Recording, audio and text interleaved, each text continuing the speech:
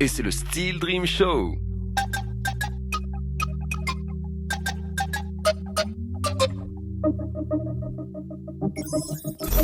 Bonjour Pablo, bienvenue dans le Steel Dream Show. Ça va, man? Salut Chavi. Bien installé dans notre canapé? Ouais, ça va, il y a des petites lettres bleues et tout là. Impeccable. Tu as mis un tricot du Pacifique. Voilà. Ramener souvenir? Voilà, c'est parce que j'ai monté un groupe qui s'appelle l'Éveil Océanien. C'est Ouais. un groupe de rap qui va percer normalement. Waouh, lourd, mec. Ah, je rigole. Et c'est avec un mec de chaque Voilà. île du Pacifique. Très joli tricot, toujours engagé à fond dans le hip-hop local, Nouvelle-Calédonie. Ouais, on essaye de faire le travail. Ouais. Depuis presque 10 ans maintenant, on a monté l'association avec des collègues. Et puis voilà, on essaye d'œuvrer pour le développement de cette discipline ici en Calédonie. Il y avait beaucoup de choses dans le mouvement hip-hop calédonien, il y avait beaucoup de choses faites pour la danse. Ouais. Et, Qui existe depuis plus longtemps que le rap, finalement. En ici. fait, pas vraiment. C'est-à-dire que les disciplines artistiques du hip-hop, que sont le graphe, le rap, la danse, sont des disciplines qui sont arrivées il y a plus de 15 ans ici, qui ont été pratiquées en underground, etc. Puis il y a eu plusieurs générations, il y a eu plusieurs reconnaissances. Et voilà, ça s'est structuré après en association. Mais voilà, pour la danse, il y avait déjà plusieurs crews, il y avait déjà des associations qui montaient déjà des projets plus ou moins concrets. Mais pour le rap, il n'y avait pas vraiment de structure. Il y avait, à l'époque, on avait le label Qu'est-ce qu'il y a production avec DJ SE, Ibalkan, etc. Kidam qui a gravité aussi dedans. Il y a les Cous de Holda Africa qui avaient monté aussi leur structure, qui étaient un petit peu actifs, voilà, qui faisaient bouger les choses. Puis il y avait des petites comètes comme ça, à droite à gauche, des petits groupes, des petits semblants de groupes, des petits artistes dans leur coin. Et en 2013, on a décidé de réunir plus ou moins tout le mouvement en créant une association dédiée au rap. Donc pour la promotion de cette culture-là. Donc on a créé l'association, on a monté un studio au Rex. Depuis on enregistre des mixtapes, une mixtape chaque année. Donc, on a beaucoup d'artistes qui viennent, c'est des jeunes artistes émergents en fait de la scène rap, qui viennent tester le micro dans nos studios, suivre nos ateliers d'écriture. Donc ça c'est une partie de notre travail. Puis à côté, ben voilà, on essaie d'organiser des soirées, des concerts, des projets. Donc aujourd'hui, on peut te présenter comment? Parce que t'es aussi MC, À la base, je suis rappeur. rappeur. À la base, je suis rappeur. Voilà, ma passion du rap. Un peu de raga. Voilà, un peu de raga pour s'amuser. Voilà. Mais on va pas se mentir, depuis 2 ans, je suis pas du tout actif. Ouais. Là, je suis devenu papa, je me suis marié et tout ça. Donc, du coup, j'ai mis ma carrière d'artiste, enfin, ma vie d'artiste, on va dire, un petit peu en pause. Mais je suis surtout dans l'ombre à travailler. Voilà, je Sur les suis pas événements. manager ou producteur, mais tu vois le truc, quoi. Je travaille dans une asso et puis on bosse sur des projets. Bon, si Voilà. tu travailles dans une asso, ça irait. Mais je crois que t'as plusieurs assos à ton actif. T'es aussi quelqu'un attaché à ta culture. Ouais, je suis aussi actif dans l'association indonésienne de Nouvelle-Calédonie. Là aussi, il y a des projets musicaux, puisqu'on a sorti l'album Angklung Vibration l'année dernière, où moi je fais un rap dessus aussi. Donc le Angklung, c'est un instrument traditionnel qui vient de la région de Bandung et de Yogyakarta en Indonésie. Donc c'est des instruments à base de bambou. Et donc du coup, il y a un groupe qui s'est formé ici, qui mélange musique moderne et ce son traditionnel. Donc ils ont sorti un album, et j'ai posé sur un son. Ok, en rap. Voilà, en rap. Évidemment, pour mélanger un petit peu tout ça. Voilà, pour mélanger un peu le style. Et toi, t'as trouvé l'équilibre entre justement ces racines culturelles et cette modernité qui est le mouvement hip-hop. Ouais, on va dire que le mouvement hip-hop, il permet à des artistes de s'émanciper et puis de faire un travail sur eux-mêmes. Tu vois, par exemple, un travail sur la coutume, on l'a remarqué dans le mouvement hip-hop, il y a des jeunes qui ont intégré le mouvement hip-hop calédonien, ce sont des jeunes qui ont grandi dans des quartiers populaires de Nouméa, par exemple, et qui avaient perdu plus ou moins ce lien avec la terre, la coutume, des choses que l'on perd pas forcément aux îles ou en brousse, par exemple. Et le fait de venir dans ce mouvement hip-hop où nous, on pratique certaines choses, certains chemins avant certains battles, il y a... Il n'y a pas un artiste qui vient en Calédonie sans faire de coutume, par exemple. Ben, forcément que c'est lié à ici, donc tu vois, il y a... Et donc pour revenir à ces jeunes, il y a des gens qui ont repris connaissance de leur savoir, leur culture, tu vois. Moi, si je faisais pas de rap, peut-être que voilà, le trip avec un vibration, le fait d'être attiré par ce travail avec cette association communautaire qui est une partie de mes origines, peut-être ça m'aurait pas motivé, tu vois. Donc on peut dire que c'est en avançant, en regardant vers l'avant, que tu as regardé Ouais, un petit peu vers l'arrière. Je trouve que le hip-hop, il permet une forme d'émancipation, quoi, savoir Ok. d'où l'on vient. Mais on revendique son identité dans le hip-hop aussi. Bien sûr. Donc forcément ça peut s'appuyer. Ouais, c'est le rap à la base, c'est un truc d'ego, quoi. C'est un ego trip. Les 100 premiers textes qu'un rappeur va prendre dans sa vie, c'est que de l'ego trip. Donc tu présentes, tu représentes. Ouais, voilà, tu parles de toi, Et justement, avec ce genre de t-shirt, je reviens encore dessus sur Ouais, ton alors ça débardeur. c'est un t-shirt qui s'appelle Aotearoa. Pour ceux qui Mhm. savent pas, c'est le pays du long nuage blanc, c'est la Nouvelle-Zélande Mhm. en langage maori. C'est la marraine de ma fille qui me l'a ramené. Et voilà, moi j'aime beaucoup la Nouvelle-Zélande. Je trouve Mhm. que on se tourne pas assez vers nos pays voisins pour beaucoup de choses. C'est-à-dire que on est toujours tourné vers le modèle dominant qui est la France, Mhm. l'Occident qui est à 22 000 kilomètres, alors que nous on vit dans une région qui est quand même riche au niveau de la culture, au niveau de Avec ses us et coutumes, ouais, ouais. ben voilà, avec plein de choses. Et alors, bien sûr qu'il y a des échanges avec nos pays voisins, mais je sais pas, on pourrait faire plus. Et si je rebondis là-dessus, c'est que lui mélange tradition et modernité, on va dire. On est sur un débardeur de basketball avec un mot qui est en langue On va t'en ramener un, Chavis. de NZ. Voilà. Donc soit tu me laisses celui-là, soit tu m'en ramènes un, tu te débrouilles mon pote. Et donc dans ce mouvement-là que tu as vu grandir, on va dire, enfin toi aussi tu as grandi avec lui, il y avait déjà des choses en place avant que tu arrives dedans, mais aujourd'hui tu peux déjà tirer un petit bilan de tout ce qui s'est fait depuis ces 10 dernières années. Alors, au-delà de 10 dernières années, on va dire les 20 dernières années, parce ça fait quand même longtemps que le mouvement est en place ici. Mais je dirais que ça avance très vite ces derniers temps, parce que là, on sort d'une époque où c'était un peu l'argent coulait à flot.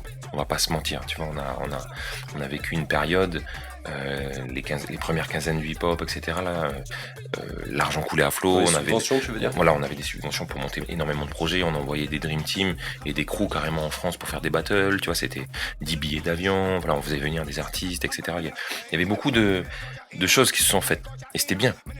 Aujourd'hui, voilà, on est dans une conjoncture différente, il n'y a plus d'argent, plus de sous, tous les financeurs publics nous le font bien comprendre. Donc du coup, ça ralentit un peu les projets, mais pas les énergies. Ouais. Il y a toujours autant d'énergie, il y a 2 fois plus de structures qu'il y a 10 ans. En passant par le système D, parfois. Et voilà, on essaie de se débrouiller autrement, demander à droite à gauche, passer par le privé un petit peu. Alors justement, le hip-hop, c'est un art de la galère aussi. Voilà, donc les opérations brochettes se font régulièrement, tu vois, tous les mois, il y a des crews qui font des brochettes, donc c'est des ventes.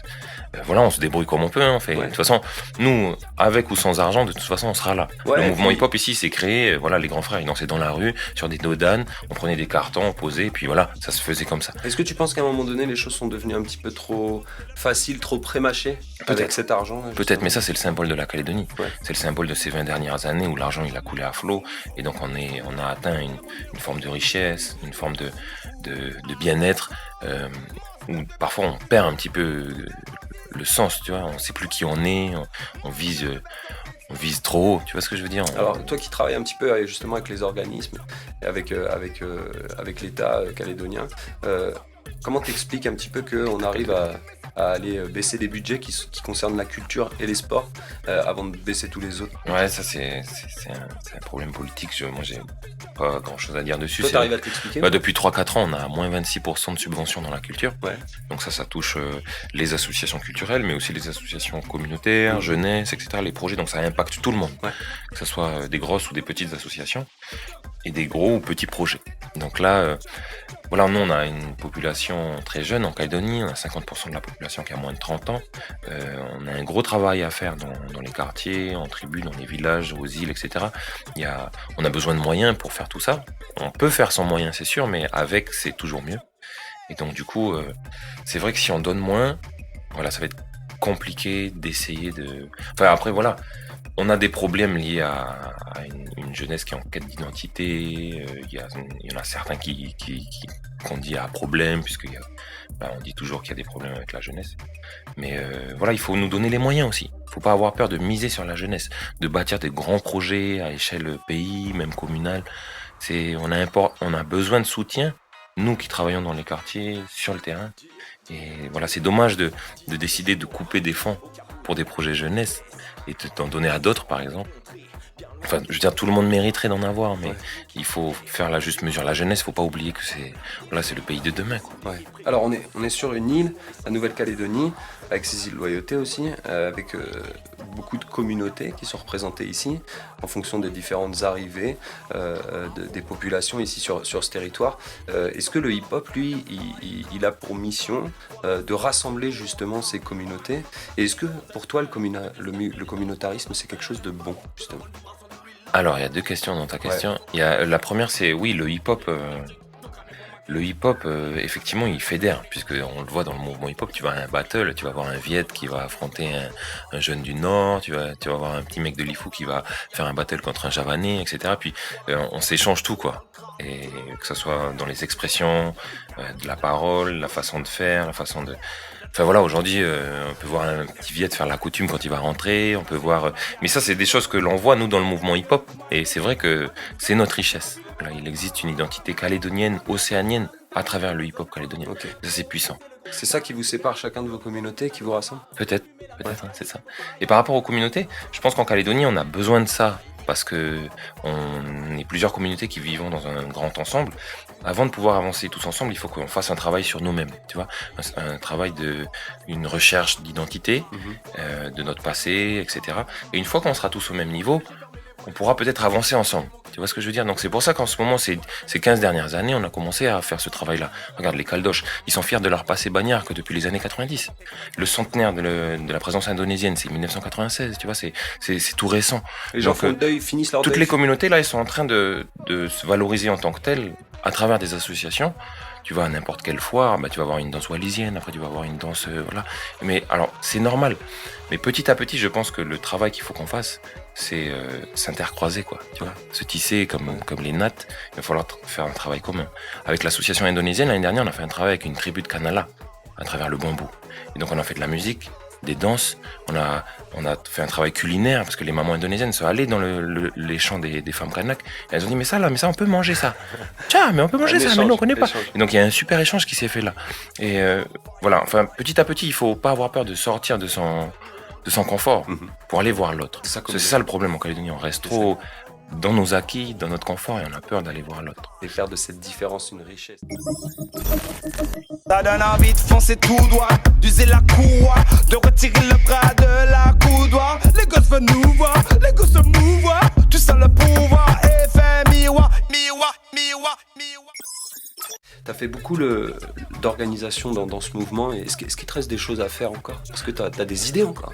Personne n'est indispensable, tu vois, c'est ce que j'essaie de me dire. Donc bientôt, là, je pense que je vais lever le pied. On a un gros projet avec l'association cette année, ça serait de sortir l'anthologie du rap calédonien, parce qu'on constate qu'on a plein de petits rappeurs qui émergent, qui connaissent pas forcément l'histoire de cette discipline qu'ils pratiquent. Et qui s'en foutent peut-être? On l'a vu dans la danse, il y en a qui connaissaient pas des grands frères, mais c'est important. Alors qu'ils s'en foutent, c'est peut-être normal à 16 ans de s'en foutre, parce que tu dis, moi je vis avec mon temps, tous les vieux camps qui sont passés, je m'en fous. Mais à un moment donné, tu vas être confronté à des choses, tu vas devoir regarder derrière toi et voir les grands frères qui ont déjà fait le travail que toi tu crois que tu es en train de faire. Tu vois, c'est important de savoir qui était là, déjà par respect, par considération au fait que tu pratiques une discipline et il y a des codes, il y a des valeurs, il y a des gens qui étaient là avant toi. Des portes qui ont déjà été ouvertes. Il y a des portes qui ont déjà été ouvertes. Solo qui sort le morceau Makanaki là. Ça c'est super, tu vois. Voilà, il le sort, ça passe à la radio, dans tous les buzz, ça tourne, etc. Cœur, ça vient de son cœur, voilà. Il le chante, il chante au moins 18 fois dans le morceau, sur scène. 2003, fête de la musique au City, là-bas, là, l'ancien cinéma City qui est aujourd'hui Arcana, là-bas, là, une scène de la musique, Ibalkan monte sur scène, on est en soirée. Il monte sur scène, il prend le micro, il fait « Bonsoir Kanaki !» Les policiers municipaux qui sont là, ils viennent, ils débranchent le son sur la table de mixage, tu vois. Tout ça, c'est pour montrer qu'en 10 ans, là, en 15 ans, il y a un fossé qui s'est comblé. Aujourd'hui, la liberté de parole, elle est telle que, voilà, Solo, il peut sortir son petit morceau Makanaki, ça passe partout, dans toutes les radios, d'accord? Voilà, il y a 15 ans, c'était pas comme ça. Okay. Donc il faut savoir que il y en a qui viennent d'une époque où, aujourd'hui, je veux dire, nous, quand on a commencé le rap, tu vois, on n'avait pas de moyens d'enregistrer, tu vois. Aujourd'hui, avec 1000 francs, pour l'année, tu vas au Rex, tu peux enregistrer 200 morceaux dans l'année si tu veux. C'est sorti sur un CD, il y a des mecs qui s'occupent de toi pour te booker sur des concerts, on va t'appeler à droite à gauche, tu vois. Enfin, à l'époque, c'était pas comme ça. On est toujours d'accord sur le fait de dire que parfois quand c'est trop facile, trop évident, voilà, on y met moins de cœur que quand on passe par un système. Donc le travail de l'association cette année, ça sera sûrement un de mes derniers, parce que moi j'ai dit que j'avais levé le pied après celui-là. J'aimerais sortir l'anthologie du rap calédonien, donc un recueil de textes, un recueil d'anecdotes, d'histoires sur le mouvement hip-hop calédonien qui existe depuis 20 ans. Peut-être un disque livre, c'est-à-dire, tu vois, donc un bel album comprenant une vingtaine de titres qui ont marqué l'histoire du rap en Calédonie. et un petit recueil d'une 20aine de pages avec des photos d'archives, etc. Des trucs. On voit que il y a des choses qui ont été faites. Alors ça, c'est à visée pédagogique, bien sûr. Donc un peu comme on avait déjà travaillé sur l'anthologie du slam, qui nous a beaucoup servi dans des ateliers ou en intervention. Et voilà, l'idée c'est de faire la même chose, mais pour le rap. Le rap ici, sur une terre de parole comme la Nouvelle-Calédonie, il était attendu en fait finalement. Il y a plein de gens qui avaient plein de choses à dire. Justement, on va en parler le 23 avril, parce qu'on organise une causerie où des grands noms de l'histoire du rap seront là, et même ceux d'aujourd'hui qui sont toujours actifs. Tout le monde est invité, tous les rappeurs et rappeuses calédoniennes sont invités. Et l'idée, on va se poser des questions sur ça, sur l'engagement dans le rap. Est-ce que le rap, c'est une musique en lutte à la base? Est-ce qu'elle l'a été ici aussi? Ouais. Mais pour quelle lutte? Pour quelle cause? Est-ce qu'elle s'est engagée? Le contexte politique calédonien fait que, voilà, c'est un contexte assez tendu. Est-ce que ça s'est reflété dans le rap? Est-ce que les rappeurs prenaient position? Tu vois, voilà, on va parler d'autres trucs comme le rap en langue. Il y a des rappeurs comme Resh, Siman, Oussa, qui ont rappé en djéou. C'est important de le rappeler et de le montrer. Voilà, on va aborder tout ça. Ça, c'est le 23 avril, ça se passera au Chapiteau en soirée. Donc tout le monde est le bienvenu, une sorte de petite conférence sur le rap calédonien. Très bien. Donc, Alors il y a des b-boys qui ont grandi, il y en a que tu as vu grandir, il y a des rappeurs qui ont grandi aussi. Est-ce qu'il y a toujours des nouvelles personnes, des nouveaux acteurs qui interviennent dans ce mouvement? Moi, quand j'ai commencé le rap, j'étais au collège de Koutio. On se comptait sur les doigts d'une main, peut-être. Et encore, chacun était dans son coin. Il n'y avait pas YouTube, donc ni Facebook, donc on savait pas qui rappait, quoi, en fait. Et dès qu'on découvrait un rappeur, on était là, on étudiait tous les trucs, machin. Aujourd'hui, on a un Instagram qui s'appelle New Cal Rap, où tous les jours, il y a une nouvelle vidéo d'un rappeur calédonien qui rappe, qu'on connaît pas. Mais voilà, le frère, il rappe dans sa chambre. Mais franchement, il envoie un gros 16. Tu vois? Et c'est puissant. Voilà, donc aujourd'hui on est dans une nouvelle ère, une nouvelle époque, nous on s'est adapté, on suit le truc, et moi je trouve ça génial, et tant mieux. Le collectif Inadi Street, tu peux nous en parler un petit peu? Ouais, j'ai commencé à en parler tout à l'heure. Le collectif Inadi Street, c'était une réunification de plusieurs entités, énergie, groupes. C'en est où aujourd'hui ça? Pour essayer de faire vivre le mouvement, donc aujourd'hui ça s'est structuré en association, c'est devenu... on est passé de 15 personnes à 2-3 mecs qui bossent. Pour organiser, animer des projets autour du rap. Et ça reste un collectif de rappeurs? À large échelle, ouais. En fait, l'idée c'était de réunir tout le monde pour informer sur différents projets. Mais là aujourd'hui, dans l'association, voilà, il y a plutôt un noyau dur, on va dire, qui bosse sur les projets et qui fait vivre tout le reste. C'est-à-dire, on organise des concerts. Par exemple, on a organisé un concert le 10 avril, au Centre culturel du Mont d'Or.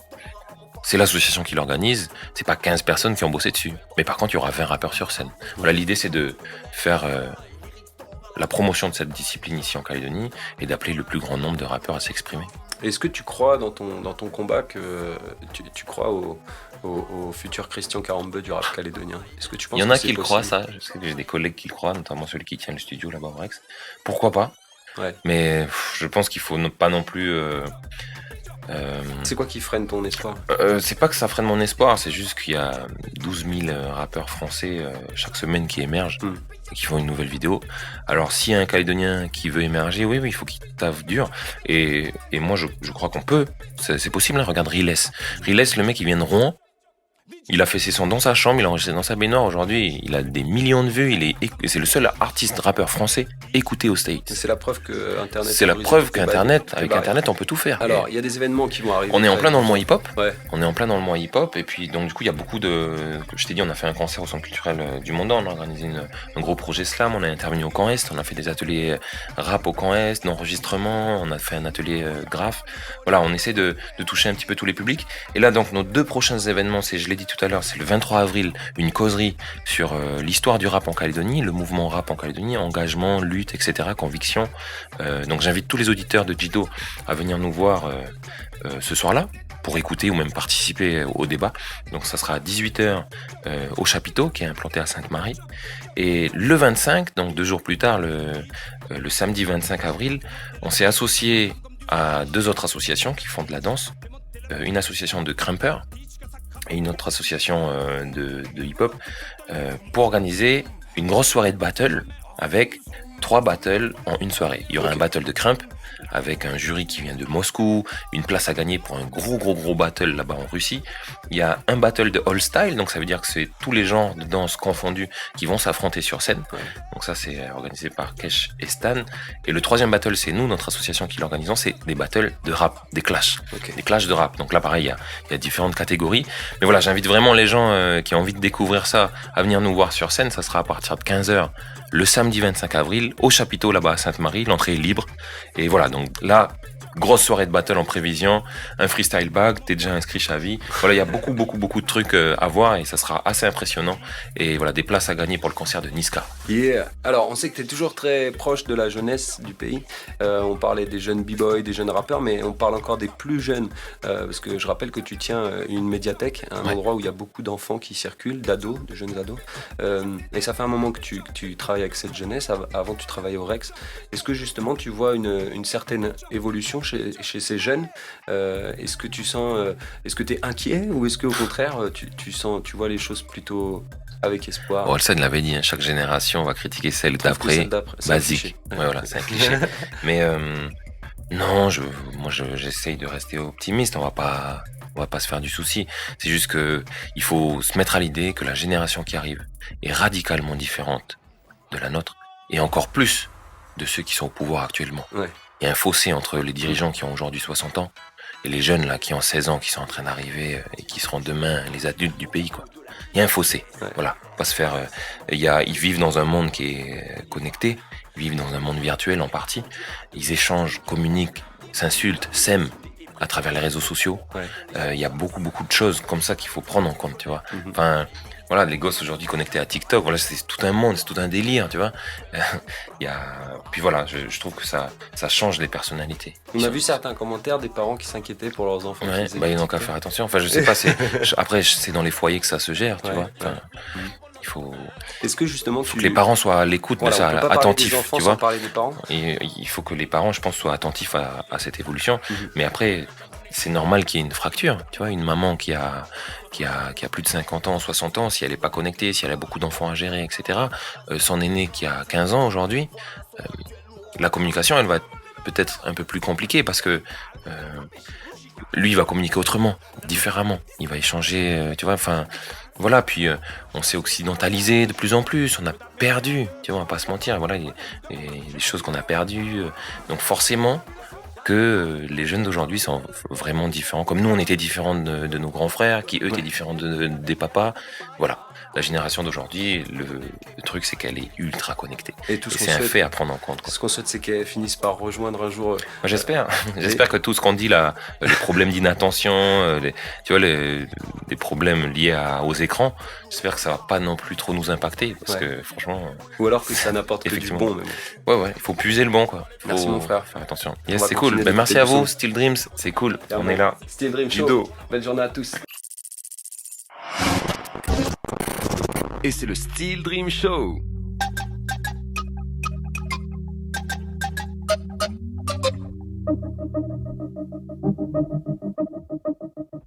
Ça donne envie de foncer tout droit, d'user la courroie, de retirer le bras de la coudoir. Les gosses veulent nous voir, les gosses